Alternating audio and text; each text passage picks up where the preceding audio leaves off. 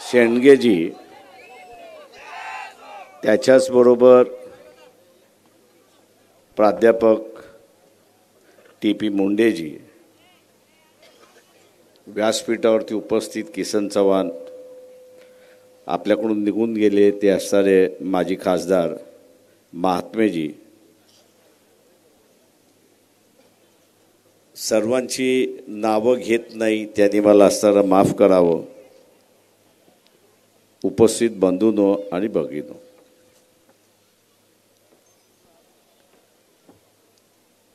ओबीसीच्या आंदोलनातली 3 जण आहेत की ज्यांचा आपल्याला कधीही विसर पडू नये अशी असणारी परिस्थिती आहे.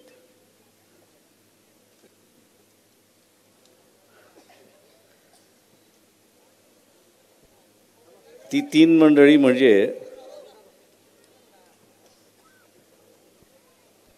ज्यांनी ओबीसीच्या आंदोलनातलं असणारं पहिलं पुस्तक लिहिलं.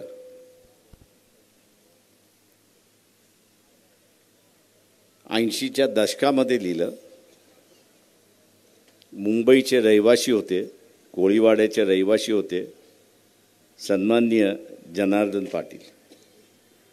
जनार्दन पाटील यांचं जोपर्यंत पुस्तक येत नव्हतं तोपर्यंत समाजाला नेमका ओबीसी काय घटक आहे आणि त्यांच्या पुस्तकाच्या पाठीमागे त्यांनी ओबीसीमध्ये येणारा जो समूह आहे त्याची महाराष्ट्रामध्ये येणारा जो आहे त्याची पहिल्यांदा असणारा यादी त्यांनी प्रसिद्ध केली आणि त्यावेळेस काही प्रमाणात स्पष्टता यायला सुरुवात झाली.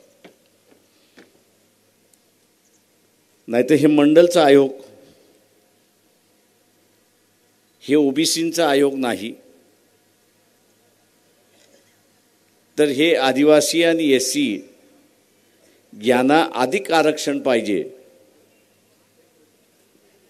आणि त्याचं नाव मंडल आयोग अशा रीतीने प्रचार त्या ठिकाणी झाला होता. या आम्हाला अडचण सगळ्यांना होतो. ती अडचण असणारं जनार्दन पाटील यांनी असणारं पहिल्यांदा ती लिहिलं. मंडल आयोग जो आहे तो पायावरती उभा केला. मंडल आयोगामधल्या असणाऱ्या ज्या वेगवेगळ्या जमाती आहेत, समाज आहेत, त्यांची नावे उल्लेख केली आणि चॅलेंज केलं की हे ओबीसीचं म्हणणं खरं आहे किंवा खोटं आहे अशा रीतीनेच त्यांनी प्रश्न उपस्थित केला. त्यांच्या ह्या प्रश्नामुळे त्या काळी चर्चा बंद झाली आणि एका बाजूला असणारा जनार्दन पाटील आणि दुसऱ्या बाजूला उत्तर प्रदेशमध्ये नरेंद्र यादव काँग्रेसमधले होते. त्यांनी आंदोलन उभं केलं की मंडलचा आयोग आलेला आहे, तो स्वीकारला गेलेला आहे. त्यावेळेस इंदिरा गांधी ह्या असणाऱ्या पंतप्रधान होत्या 84-85 साली आणि प्रेशर त्यांच्यावरती टाकण्यात आलं की तुम्ही हे मान्य करा.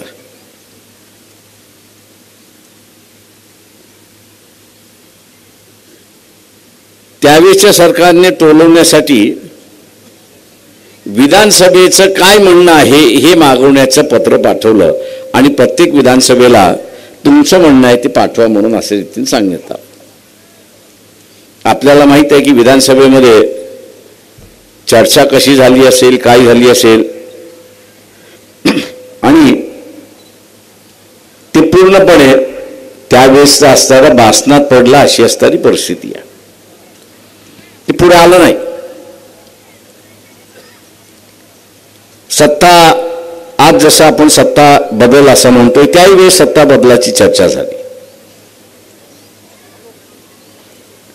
इंदिरा गांधींची असणारी हत्या झाली, राजीव गांधी आले, मेजॉरिटीने आले, त्याच्यानंतर सत्ता आली काँग्रेसची आणि त्याला चॅलेंज देऊन म्हणून असणारं सगळे विरोधी पक्ष एकत्र आले आणि त्या सगळ्या विरोधी पक्षांचा असणारं त्या काळचा असणारं नेता जे आहेत हे विश्वनाथ प्रताप सिंग होते.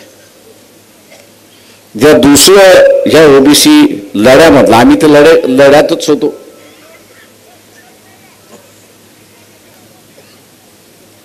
ते एका चर्चेमध्ये की बोफोर्सच्या प्रश्नाने आपण असणारं सत्तेमध्ये आलो.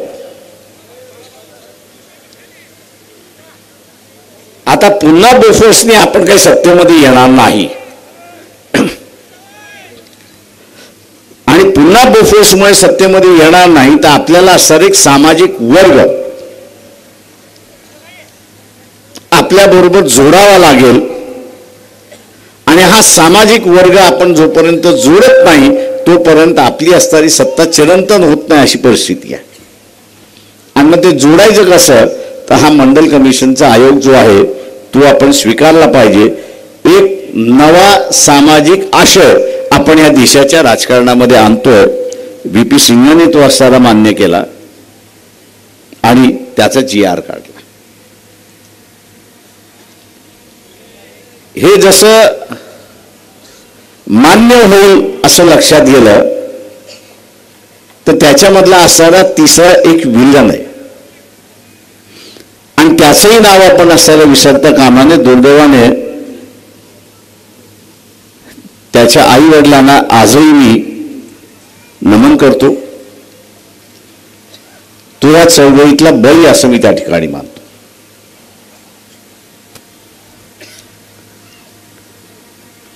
अनेक जणांना माहीत नसेल,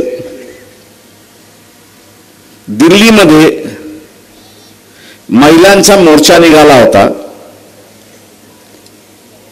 आणि त्या दिल्लीमधल्या महिलांच्या मोर्चामध्ये प्लेस कार्ड होतं, म्हणजे फळक होता आणि एकसारखा फळक होता आणि त्या फळकामध्ये काय लिहिलं होतं की आम्हाला आरक्षण नको आणि आम्हाला आरक्षणातला नवराही नको. म्हणजे आम्हाला आरक्षणही नको आणि आरक्षणातला नवराही नको अशा असणाऱ्या पाट्या त्या ठिकाणी लावण्यात आल्या होत्या. आणि त्याच्याच मध्ये हा गोसावी नावाचा असणारा जो विद्यार्थी होता दिल्ली युनिव्हर्सिटी मधला,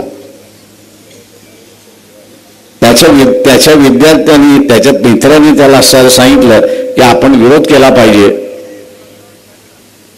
आपण असणारा फक्त तुझ्या पायावरती आम्ही असणारा घासलेट टाकतो, फोटो काढण्यात येईल, विद्यार्थ्यांचा विरोध आहे म्हणून त्याचा असणारा प्रचार केला जाईल. परंतु काही जण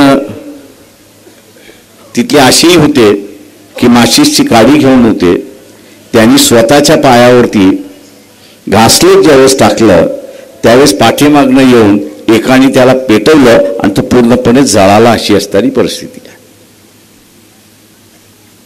हा इतिहास आहे.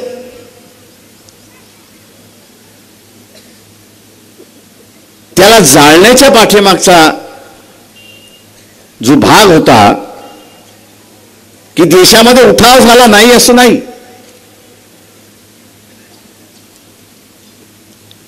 पण देशामध्ये उठाव झाल्यानंतर आपण निर्णय घेतलेला आहे.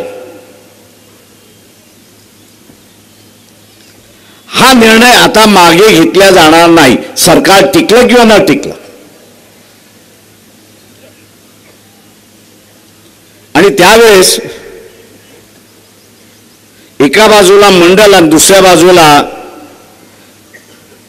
राम मंदिर, बाबरी मस्जिद याचा वाद सुरुवात होता. भारतीय जनता पक्षाने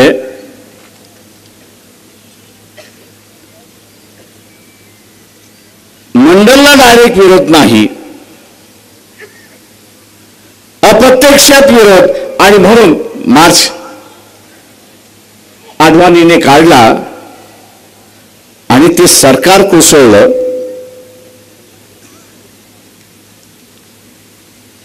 हा इशू सरकारने VP सिंगच्या सरकारने घेतलेला निर्णय हा कोर्टामध्ये गेला आणि कोर्टाने सांगितलं की मंडल कमिशनचा सरकारने घेतलेला निर्णय हा संविधानिक आहे आणि तो टिकेल, हा निर्णय त्या ठिकाणी देण्यात आला. हा इतिहास आहे.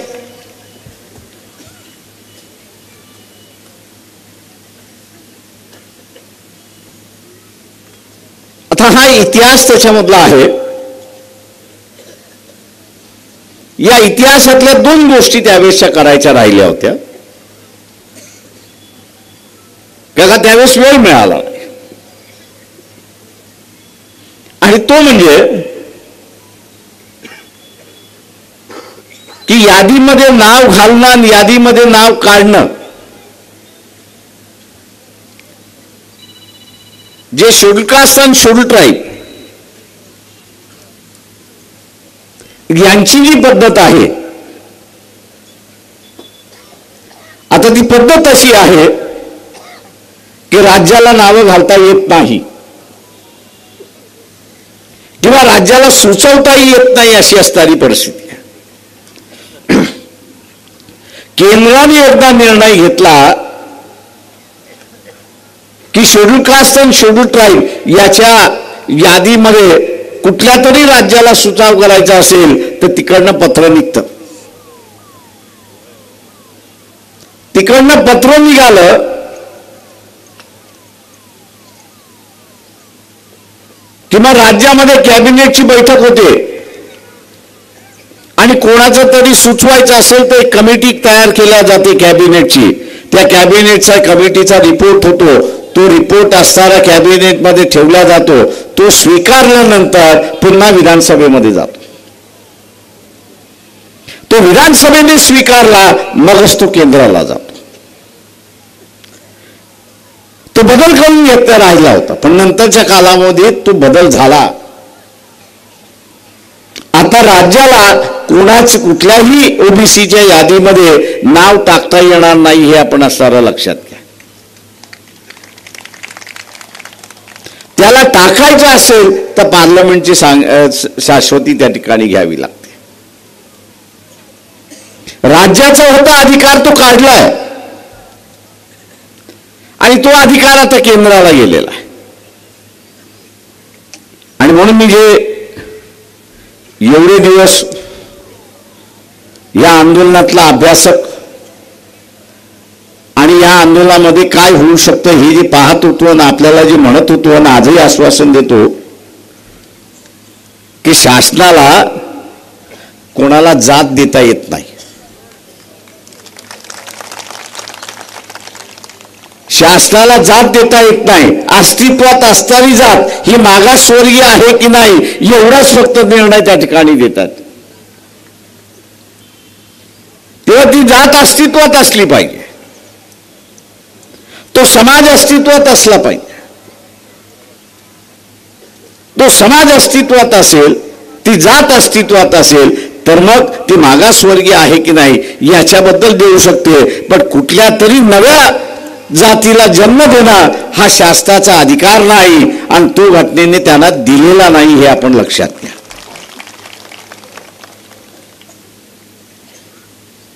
आणि त्यामुळे जरांगे पाटील यांनाही मी असं समजावून सांगितलंय की तुम्ही राजकारणासाठी करणार असाल तर फार चांगलं आहे.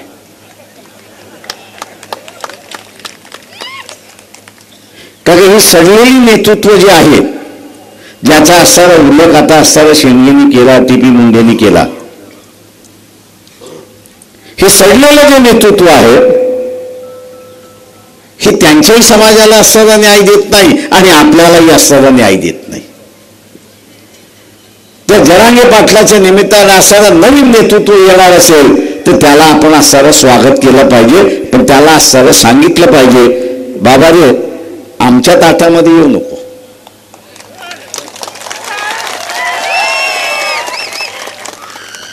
बाबा रे तू आमच्या ताटामध्ये येऊ नको. तुला वेगळं ताट करून पाहिजे असेल तर आम्ही त्याला मदत करतो.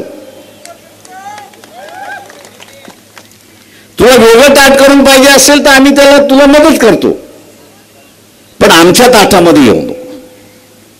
आणि म्हणून मी मुंबईच्या सभेमध्ये म्हटलं की ओबीसीचं ताट वेगळं आहे आणि गरीब मराठ्याचं ताट वेगळं आहे हे आपण असणारं लक्षात घ्या.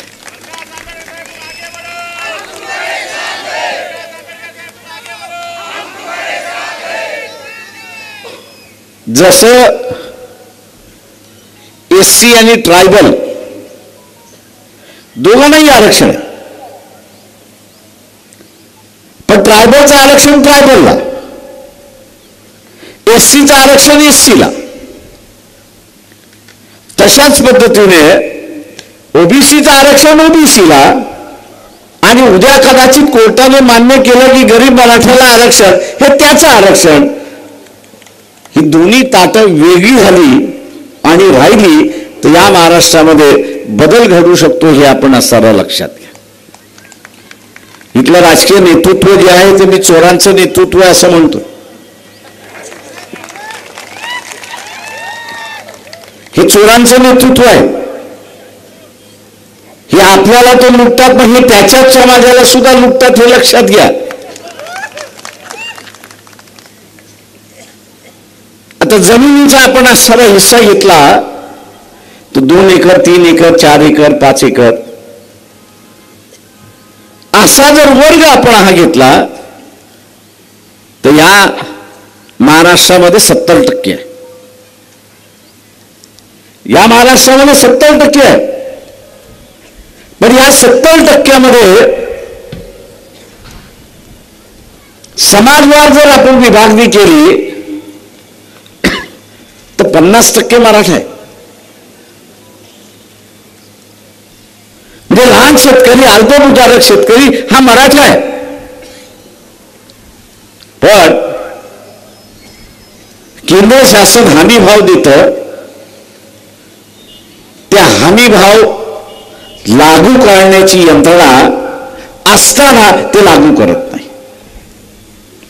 आता हमी भाव लागू करायचा असेल तर काय करावं लागेल?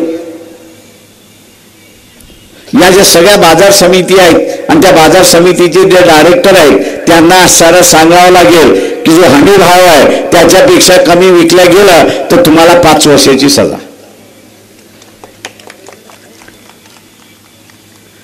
भाव कमी गेला तर तुम्ही खरेदी करा ना. बाजार समित्या त्याच्यासाठीच उभ्या केलेल्या आहेत.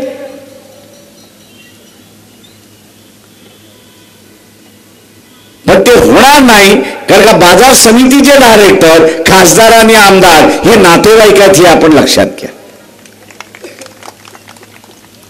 म्हणून एकमेकाला वाचवण्यासाठी हे मागे पुढे पाहत नाही आणि एक लुटारूंची व्यवस्था ह्या महाराष्ट्रामध्ये उभी झाली आहे.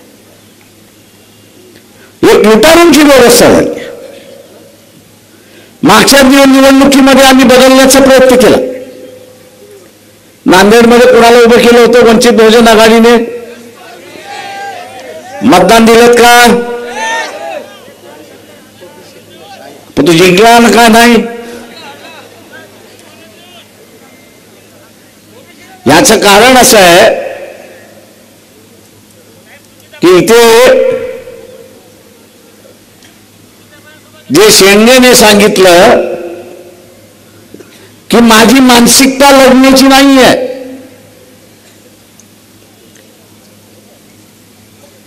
मी माझी लढण्याची मानसिकता केली पाहिजे. त्यांनी जे सांगितलं की आरक्षणवाद्यालाच मतदान दिलं पाहिजे. त्यांनी सांगितलं काय? आरक्षणवाद्यालाच मतदान दिलं पाहिजे. आपण ते करतो का? भारतीय जनता पक्षाचा अजेंडा काय आहे?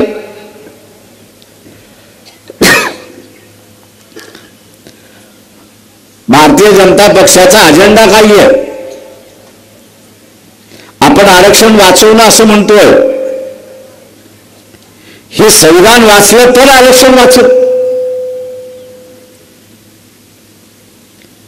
हे संविधान वाचलं तर हे आरक्षण वाचल. हे संविधानच वाचलं नाही तर आरक्षण कुठून वाचणार आहे? आणि म्हणून अधूनमधून भारतीय जनता पक्षाचा अजेंडा काय होतो? भारतीय जनता पक्षाचा अजेंडा आहे की आम्हाला संविधान बदलायचं आहे. मी दोनदा तीनदा मोहन भागवतांची भेट मागितली पण झाली नाही, दिली नाही. का मी त्यांना निमंत्रण देणार होतो की बाई या संविधानाच्या माध्यमातून काय वाईट आहे तेवढं फक्त सांगा.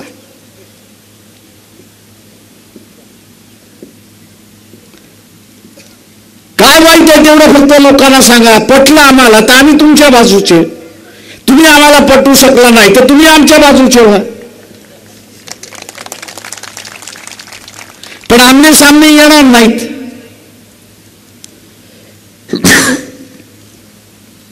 आणि आमने सामने काय येणार नाहीत तर त्यांना 12 बलुतेदाराच्या हातामध्ये सत्ता जाता कामा नये. नरेंद्र मोदीचा असणारा समाज जो आहे तो आपल्या नांदेडमध्ये आहे का?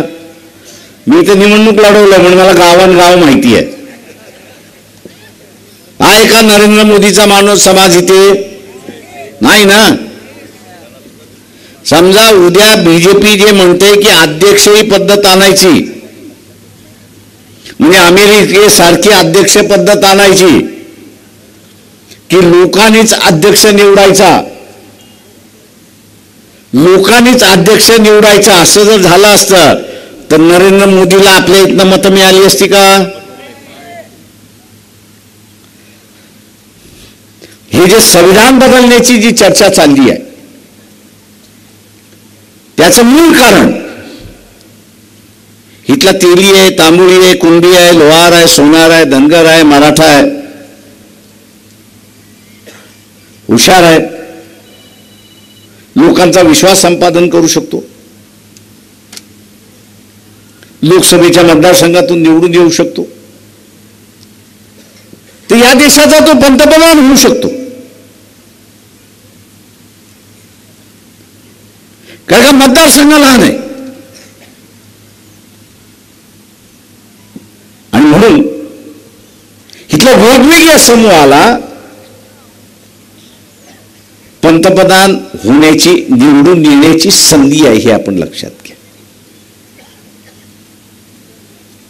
जे अध्यक्षीय पद्धत आणते, मला एक सांगा, कुंभार जो आहे तो लोहाराला मतदान देतो का? देणार वेगळा, देतो का विचारतो मी. देण आहे ना. मग तुमचं मत जाणार कोणाला? तर ब्राह्मणाला जाणार. बाटलाला जरी गेलं तरी त्या राज्यापुरतं, बाजूच्या राज्यामध्ये पाटील आहे का? RSS ही संघटना कोणाची? तेव्हा त्यांचाच पंतप्रधान कायमचा कसा होईल हे राजकारण चाललेलं आहे, हे आपण लक्षात घ्या.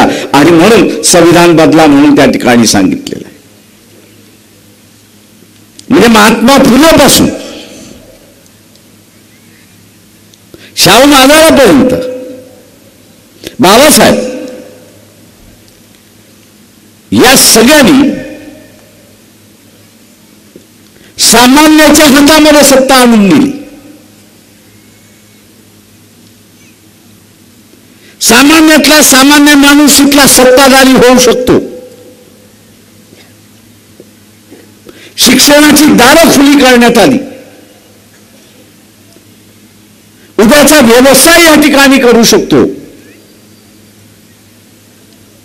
ही अध्यक्षीय पद्धत आली तर या सोयी काही राहतील का? एकदा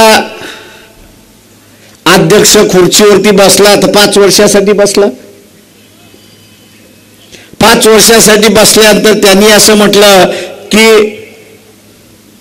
शाळेच्या ज्या फी आहेत या दर वर्षाला 5 लाख होतील. किती जण 5 लाख देऊ शकतात? हात वरती करा.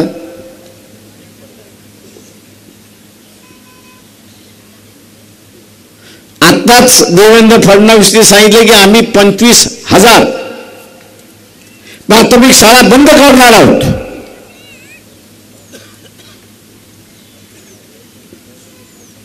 25,000 प्राथमिक शाळा आम्ही बंद करणार आहोत. होणार काही आहे?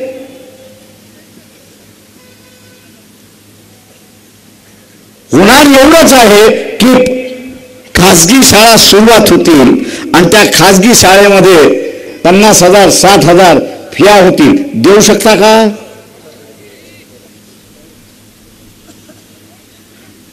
आणि म्हणून जो लढा महात्मा फुलेंनी सुरुवात केला, बाबासाहेबांनी सुरुवात केला, शाहू महाराजांनी सुरुवात केला की शिक्षण हे सर्वांच्या दारी असलं पाहिजे, सर्वांच्या आवाक्यामध्ये असलं पाहिजे. कारण का शिक्षण हे वाघिणीचं दूध आहे आणि जो कोणी पिळेल तो बुरकाल्याशिवाय राहणार नाही, अशी असणारी परिस्थिती आहे. ओबीसीला आरक्षण मिळालं की न मिळालं?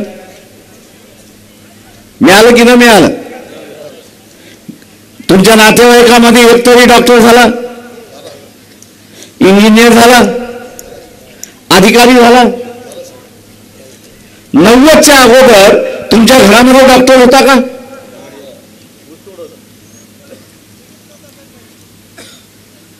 आरक्षणामुळे बदल आला. जी जागा आपल्याला मोकळी नव्हती त्या जागेमध्ये आपण गेलो.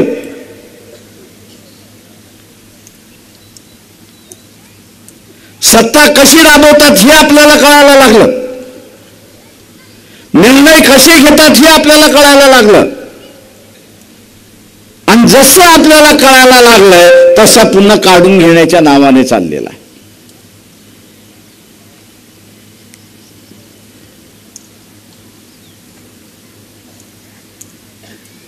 मोदींनी असं म्हटलं की 22 तारखेला दिवाळी साजरी करा. माझं एवढंच त्याला म्हणणं आहे, तू आम्हाला 500-500 रुपये दे, आम्ही दिवाळी साजरी करतोय. तू आमचे खर्च कशाला करतोयस? 15 लाख देणार होतास, ते 15 लाख देऊ शकला नाही, 500-500 दे, अकाउंट आहे आमचं.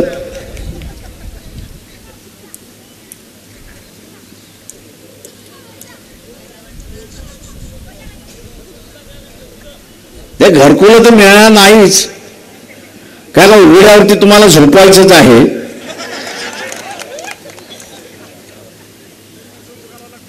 आणि म्हणून मी असं नरेंद्र मोदींना हात जोडून माझी विनंती आहे की आम्ही 22ला दिवाळी साजरी करतो, पण 500 रुपये दे ना.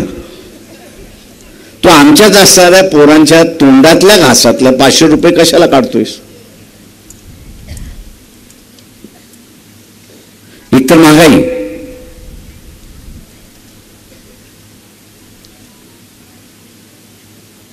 अर्धी जण गावामध्ये 30च्या आसपास आहेत.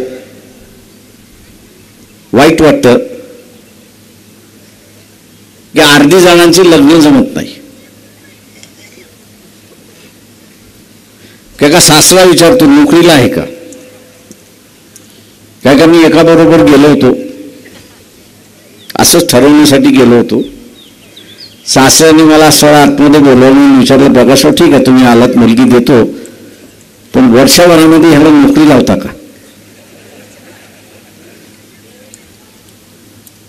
आता म्हटलं वर्षभर कालावधी दिलाय त्याच्यात होय म्हण. मी होय म्हणालो.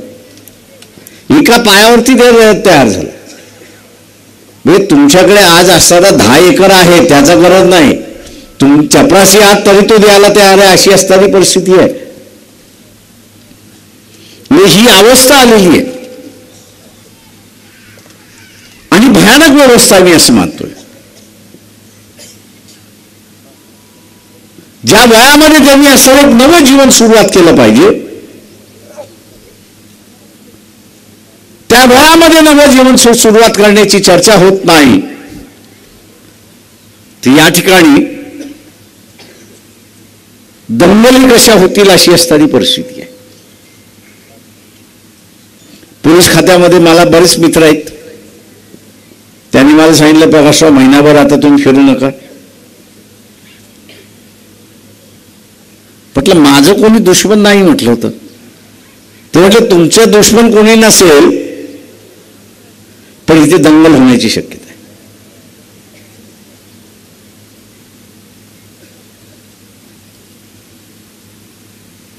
आता ही दंगल आपण करायची काय?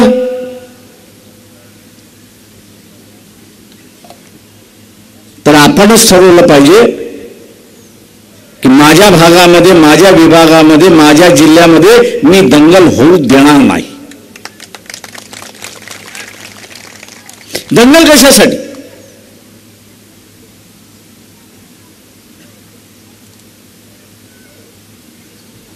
हा, सरकार म्हणत असेल की इथल्या असणारा बाजार समितीचा डायरेक्टर ऐकत नाही, त्याला मारा. त्याला मारायला मी तयार आहे. काय का तो ऐकत नाहीये? काय ऐकत नाहीये? तर हमी भावाप्रमाणे तो असणारा माल विकत घेतला जाईल याची तो यंत्रणा करत नाहीये.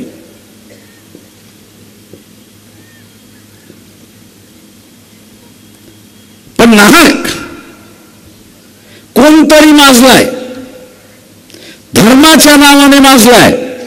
आता त्याला आपण धडा शिकवला पाहिजे. असा जो प्रचार चालतो आणि त्याच्यानंतर मग दंगली होतात. एका काँग्रेसवाल्याचा पोरगा बघितलाय का या दंगलीमध्ये? काठी तरी लागलेली बघितली आहे का? बीजेपी वाल्याचा पोरगा बघितलाय का? RSS वाल्याचा पोरगा बघितलाय का? NCPचा पोरगा कोणी बघितलाय का?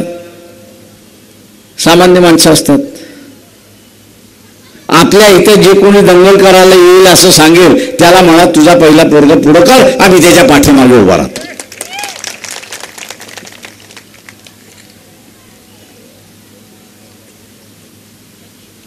आणि म्हणून उद्याचा असणारा हा बदल आपल्याला करायचा. आपलं मिळालेलं आरक्षण आपल्याला असणारं वाचवायचं. मोर्चे काढून, आंदोलने काढून जागृती होते.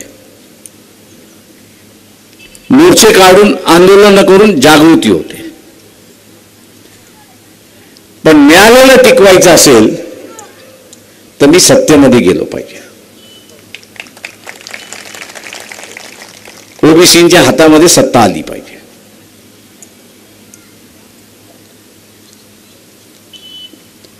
ओबीसींच्या हातामध्ये सत्ता आली पाहिजे. आणि ओबीसीच्या हातामध्ये सत्ता कशी येईल? कशी येईल?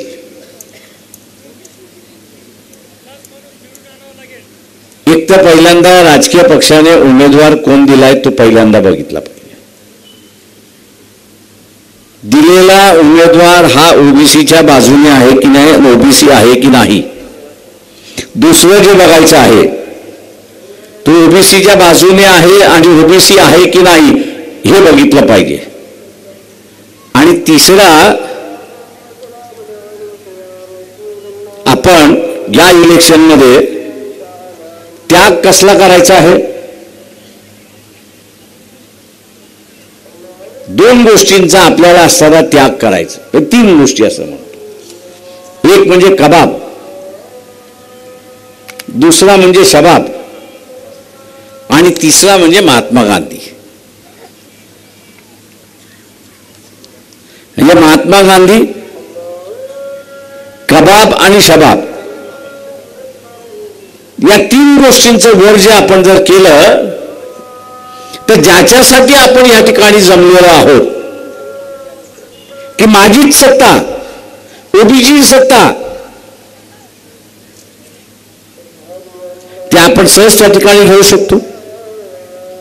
मला एक सांगा की ज्याच्याकडून तुम्ही कबाब घेता, शबाब घेता, महात्मा गांधी घेता, इलेक्शन संपल्यानंतर त्याच्या दारावरती तरी जाऊ शकता का?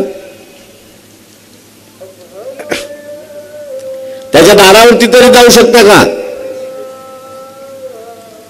मग आपण एवढे भिकारी आहोत का की आपल्या आयुष्यामध्ये आपण कबाब, शबाब आणि महात्मा गांधी कमवत नाही म्हणून?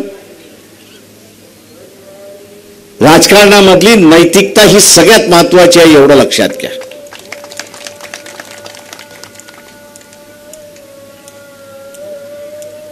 राजकारणातली नैतिकता ही सगळ्यात महत्वाची आहे.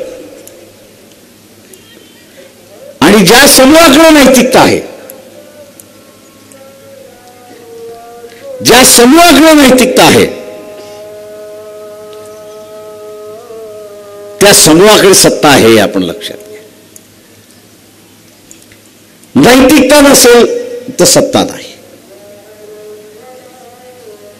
उद्या आपण असं कोणतरी येतं, मी मंदिर बांधून देतो, अमुक देतो, तमुक देतो, आपण त्याला हात जोडून म्हटलं पाहिजे की मी निवडून येतो, मी निवडून आलो की शासनाचा पैसा मीच वापरतो आणि मला नवं मंदिर बांधायचं असेल तर मी नवं मंदिर बांधेन, तिथं टाळ बांधायचं असेल तर मीच स्वतःहून असावा टाळ देईन, तुझा आला अजिबात नको आहे.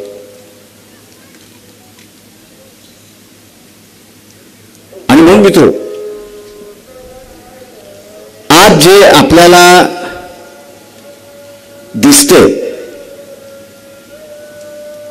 हे कृत्रिम आहे, हे नडवलेलं राजकारण आहे, तरुणांना नडवलेलं राजकारण आहे, शेतकऱ्यांना नडवलेलं राजकारण आहे, आरक्षणाच्या संदर्भातलं नडवलेलं राजकारण आहे.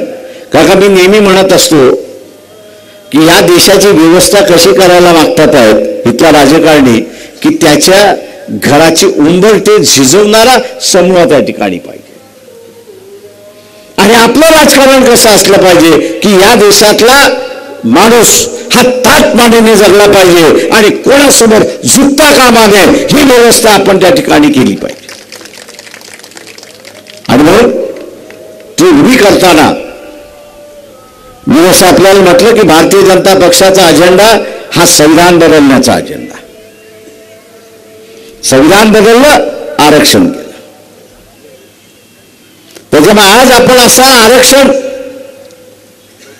बदललं, मराठ्यांबरोबर भांडतो. तुम्ही आमच्या ताटात येऊ नका, पण उद्या हेच संविधान बदललं, उद्या हेच संविधान त्या ठिकाणी बदललं तर आरक्षण राहणार आहे का? आणि म्हणून हे संविधान जे आहे हे संतांच्या विचाराचं संविधान आहे. हे संविधान जे आहे ते महात्मा फुले शाहू महाराज यांच्या विचारांचं असणारं संविधान आहे. आणि म्हणून हे संविधान टिकलं तर आपला अधिकार टिकला. आणि म्हणून हे संविधान टिकवण्यासाठी आपण सगळेजण प्रयत्न कराल हीच अपेक्षा बाळगतो आणि आपली सगळ्यांची रजा घेतो. जय हिंद, जय भारत.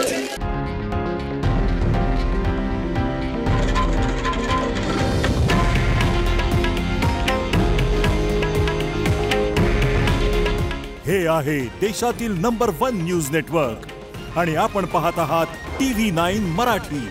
काळजी तुमची, हित महाराष्ट्राचं.